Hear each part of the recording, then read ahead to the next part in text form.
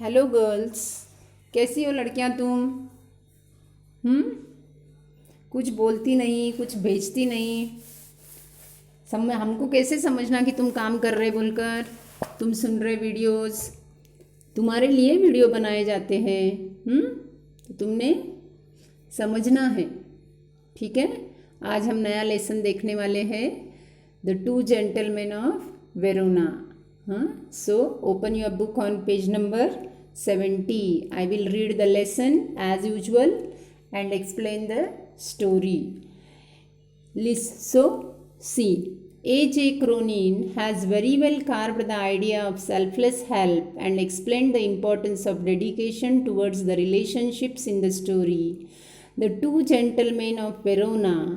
The story revolves around the two boys named Niccolo and Jacopo who do numerous things to earn money only to pay for their sister's treatment who suffers from tuberculosis of the spine. The story begins with the narrator driving down the foothills of Alps. Here is the first encounter. His first encounter, the two brothers selling wild strawberries, even after the driver forbids the narrator to buy the wild fruits. He buys the biggest basket and drives towards the town. The scene emphasizes on the first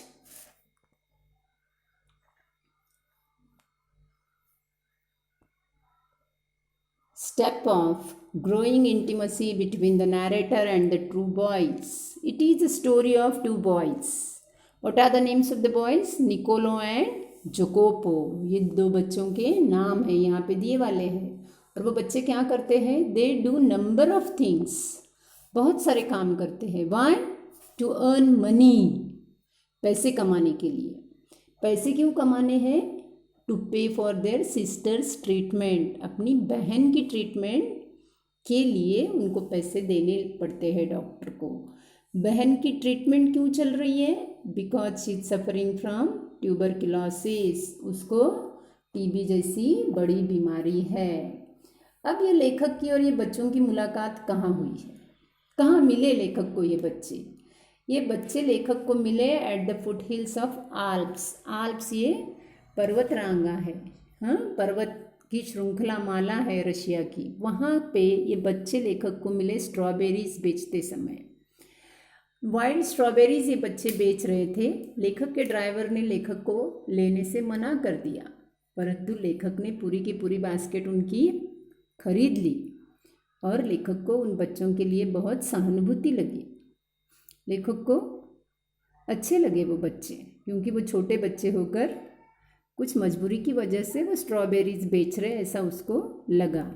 अब अगले दिन क्या होता है देखो, what the next paragraph tells. Next day the boys are found shining shoes in the public square. This amazes the narrator. This is when they reveal the fact that they do numerous kinds of things to earn money. Here the narrator is shown to develop a soft corner for them in his heart. He finds them to be innocent, serious, pleasant and earnest. The boys are very useful to the narrator. They are very willing to satisfy all that narrator requires. They are also found selling newspaper by the narrator one stormy night. One day when the narrator asks if I can help them in any, they say they will be very grateful if he get a lift to the nearby village Poleta.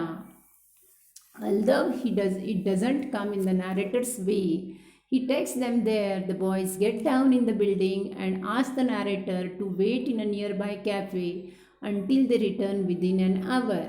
अब वहाँ पे दूसरे दिन लेखक को क्या दिखाई देता है? The boys were shining shoes the next day. पहले दिन स्ट्रॉबेरीज बेच रहे थे, दूसरे दिन जूते पॉलिश करते हो नजर आए। तब उन्होंने, ये बच्चों ने ये बात लेखक से कही कि that they do number of things, बहुत सारी बातें, बहुत सारे काम वो करते हैं टू अर्न मनी। और तभी लेखक को इन बच्चों के प्रति अपनापन तैयार हो जाता है। और लेखक के लिए वो बच्चे कैसे हैं? इनोसेंट, यानी बिल्कुल जिसकी कोई गलती नहीं है, ऐसा निष्पाप बच्चा। सीरियस, परंतु साथ में अपने काम के लिए गंभीर है वो। प्लीजेंट, पर खुश मिजाज के हैं। और अर्नेस्ट यानी नम्र भी है, जरा भी उदंड नहीं है। अब ये बच्चे they are very useful to the narrator, लेखक को बड़े काम आते थे ये बच्चे, जो चाहे वो करते थे। लेखक की जिस ढंग से मदद हो सकती है उस ढंग की मदद ये लेखक की करते हैं। एक दिन तो वो बच्चे दे वर सेलिंग न्यूज़पेपर्स, एक बार वो न्यूज़पेपर बेच रहे थे। 3 काम इन्होंने कर लिए अब तक। हाँ, and so the narrator asked them he is ready to help them. Narrator ने कहा लेखक ने कि वो उनकी मदद करने के लिए तैयार है। तब बच्चों ने कहा कि here there is a near by a village named Poleta, Poleta नाम का एक गांव है, वहाँ पे उनको ज़रा लेकर जाना था। They wanted a lift from writer, लेखक से उनको लिफ्ट चाहिए थी। लिफ्ट शब्द समझता है ना, किसी की गाड़ी खाली जा रही होंगी तो हमको बैठकर वहाँ पे छोड़ने की सुविधा हम मांगते हैं, दैट इज़ कॉल्ड लिफ्ट। वैसे वो बच्चे कहते हैं कि हमको पोलेटा गांव के पास छोड़ दो, और पोलेटा के पास जाने के बाद बच्चे लेखक से कहते हैं कि तुम यहाँ पे एक चाय की दुकान पे रुक जाओ, हम 1 घंटे में आ जाते हैं। तो आगे क्या होता है देखो। Eagerness leads the narrator to follow the boys up to a place which is actually a hospital. Peeping through a room led by a nurse, he realizes that boys are talking to a girl who resembles them. He does not feel like intruding the boys, thus asks the nurse the details about the boys. This is when the nurse tells him their heart-rendering story about their father being killed in a war, their home being destroyed in the war, their sister suffering from tuberculosis. अब लेखक को भले ही वो कहते हैं कि तुम यहाँ पे रुको, हम 1 घंटे में जाके आते, पर लेखक रुकते नहीं, लेखक उनके पीछे पीछे जाते और देखते हैं। देखने के बाद इनको नज़र आता है कि that the boys entered a room and there they were talking to a girl and there they saw, he also saw a nurse, वहाँ पे एक नर्स भी है और एक लड़की भी है। तब लेखक वो नर्स से बात करते हैं कि ये क्या मामला है, who are these boys, who is this girl, ये कौन है। तब वो नर्स उनकी कहानी, दुख भरी कहानी सुनाती है। क्या है उनकी दुख भरी कहानी, that their father was killed in a war, उनके पिताजी एक युद्ध में मारे गए। Their house was destroyed in the same war, उनका पूरा घर उसी युद्ध में नष्ट हो गया, और उनकी बहन ट्यूबरक्लोसिस की शिकार है, उस बीमारी की शिकार है।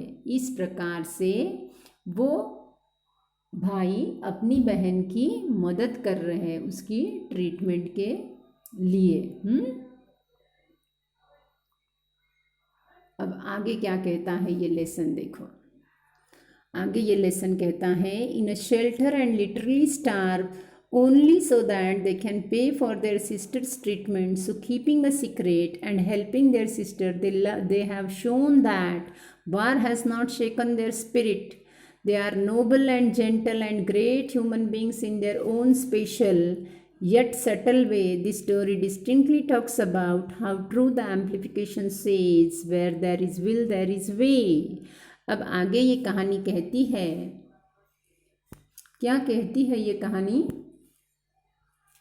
ये कहानी कहती है कि ये दोनों भाई उस बहन की मदद करने के लिए कभी कभी तो भूखा भी रह जाते हैं, और परंतु अपने बहन की ट्रीटमेंट करते हैं। ये बात लेखक से उन्होंने नहीं कही, और इसी वजह से लेखक का उन बच्चों के प्रति का सम्मान बढ़ गया। और लेखक कहते हैं कि वो अपने ढंग से सही में एक बड़ा काम कर रहे थे, अपने ढंग से अपने परिवार को बचा रहे थे।